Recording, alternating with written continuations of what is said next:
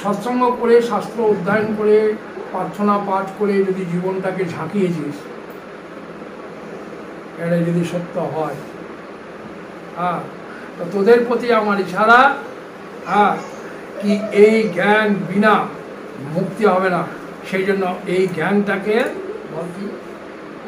লেগে থাকিস। আর এই সংসারের ঘূর্ণিপাক, এই সংসারের ঘূর্ণিপাকটা প্রসেনজিৎ তুই এখন বুঝবি না, তোর বাবা খুব ভালো বুঝছে এই সংসারের ঘূর্ণিপাকটা কিরকম বলে। শুধু ঘূর্ণিপাক নয়, অসম্ভব ঘূর্ণিপাক, সকাল থেকে সন্ধ্যা পর্যন্ত চিন্তা শূন্য হতে পারবে না।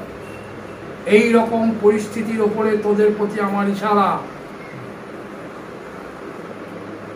সৎসঙ্গ যদি করেছিস, যদি প্রার্থনা পাঠ সত্যিকারের করেছিস, যদি খানিক ধ্যানে সময় দিতে পেরেছিস, জীবনটাকে ঝাঁকিয়েছিস, যদি বাঁচতে চাস, এ সংসার তোকে বাঁচাবে না। সংসার তোকে কিন্তু বিপদের দিকে নিয়ে গেছে, কারণ তুই মোহগ্রস্ত হয়ে আছিস।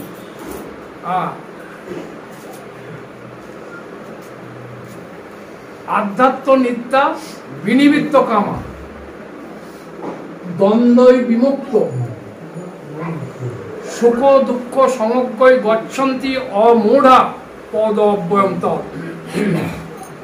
ভগবানের এই বাণীটাকে যারা সৎসঙ্গ করেছে তাদের উপরে আমার ইশারা। জীবনটাকে যদি ঝাঁকিয়েছিস তো ভগবানের এই দাবাটা প্রত্যেক দিন পান করবি, তবেই যদি ঘূর্ণিপাক থামাতে পারিস, তাহলেও থামলেও থামতে পারে। বুঝতে পারবি না তুই কি অসম্ভব ঘূর্ণিপাকে ঘুরছিস, কোনো নিশ্চয়তা নাই। এই জন্য তোদের কাছে এইটা দাবা,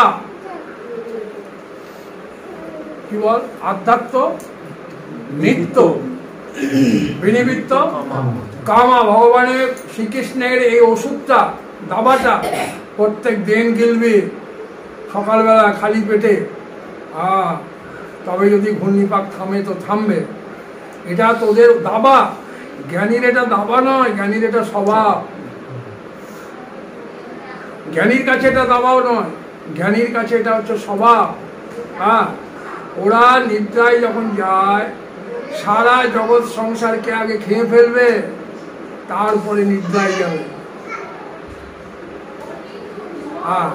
এই জন্য জ্ঞানী সুকম চরনিদ্রা, জ্ঞানী পর শান্তিতে ঘুমায়, কারণ ও জগৎকে নীল করে নিয়ে ঘুমাবে, চৈতন্যে লীন করে দেবে, তারপরে ওর নিদ্রা আসবে না, তো নিদ্রা আসতেই চাইবে না।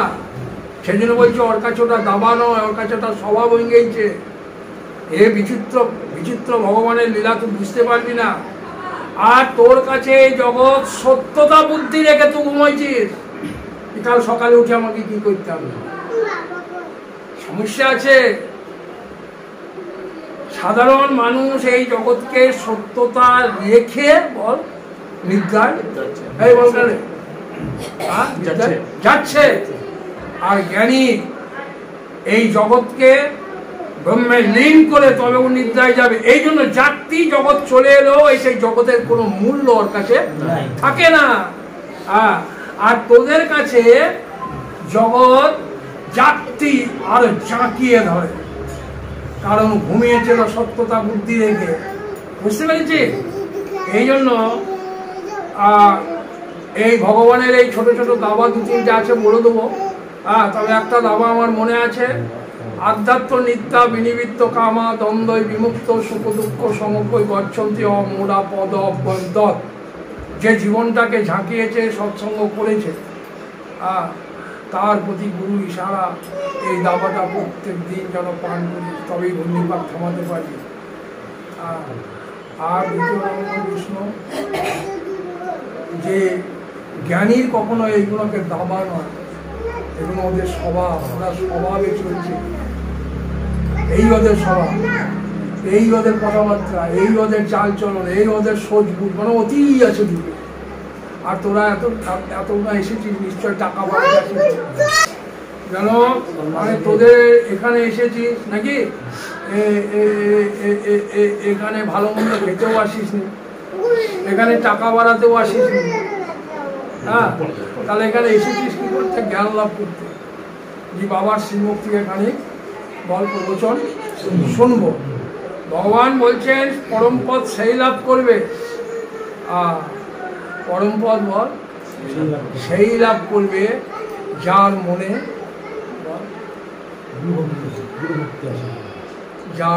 কোনো আশা নেই, যার মনে কোনো আশাই না।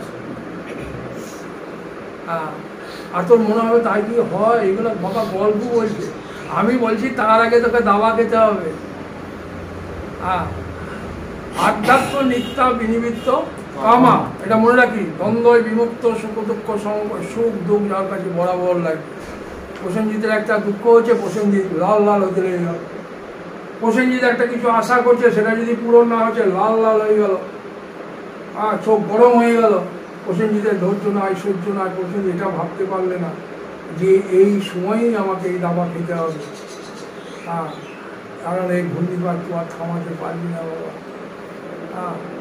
আর যেখানে যাবি সেখানে হতাশ হয়ে যাবে। তখন কি মনে হবে ও খারাপ, ও খারাপ, সে খারাপ। কাউকে দোষ দিবি না। কেউ আমাকে দুঃখ দেয় না, কেউ আমার জন্য এই সংসারের সৃষ্টি হয়নি। আমাকে যদি কেউ দুঃখ দিচ্ছে তো আমার এই বাসনার মন, শুধু মন দুঃখ দিচ্ছে। কিন্তু কি জানিস, মন বলেও কিছু নাই, আত্মাই আছে, আর কিছু নাই। সমুদ্রে কি আছে বল? ঢেউ আছে, ফেনা আছে, বুদবুদা আছে, তরঙ্গ আছে, না শুধু জলই আছে? তাহলে কেন তোর দুঃখ হয়? যদি তাই হয় তো তোর কেন দুঃখ হয়েছে? এখানে নিশ্চয় দাবা গন্ডগোল করছে। একদিন খেয়েছি, 3 দিন খাই না, তো রোগ নিরাময় তো হবে না। তো আমার আত্মাই আছে, আর কিছু যদি না থাকে তো মন কি করে হয়ে গেল? আর মন হলেই বল সংসার হবে। আর সংসার মানেই বল, বলে দে, কাম আসবে, ক্রোধ আসবে, ঈর্ষা আসবে, দ্বন্দ্ব আসবে, বলে কিনা? তোর এখন প্রয়োজন, বাবা যেটা বলছে এটা তো কথার কথা, এটা তো কথার কথা হয়ে গেল। এই কথা দিয়ে তো আমার প্রয়োজন সিদ্ধ হবে না। আমার এখন টাকা চাই, আমার এখন ঘর চাই, আমার এখন বউ চাই। বাবার এই কথা শুনলে পরে আমার সমস্যার সমাধান হয়ে যাবে। আর আমি বোঝাতে চাইছি তোর টাকার প্রয়োজন কেন হচ্ছে বল? কেন বিয়ে করার প্রয়োজন হচ্ছে? কেন ঘর করার প্রয়োজন হচ্ছে? তুমি আজ কিসের জন্য প্রয়োজন হলো? কবে এই প্রয়োজনটা মিটে যাবে?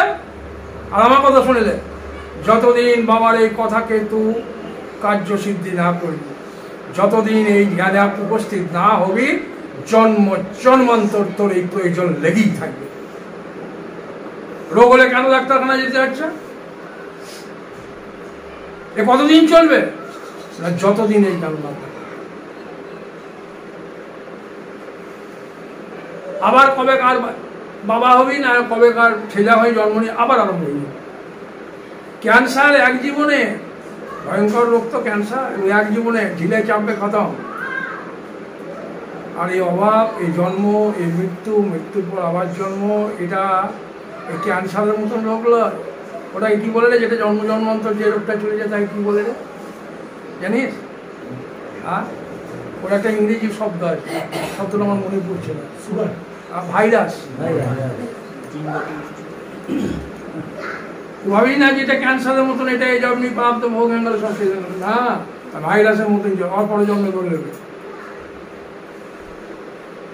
কখনো কি মনে হয়েছে এগুলো কেন আমার প্রয়োজন মনে হচ্ছে? কেন খিদা লাগছে? কেন খেতেই বা হচ্ছে?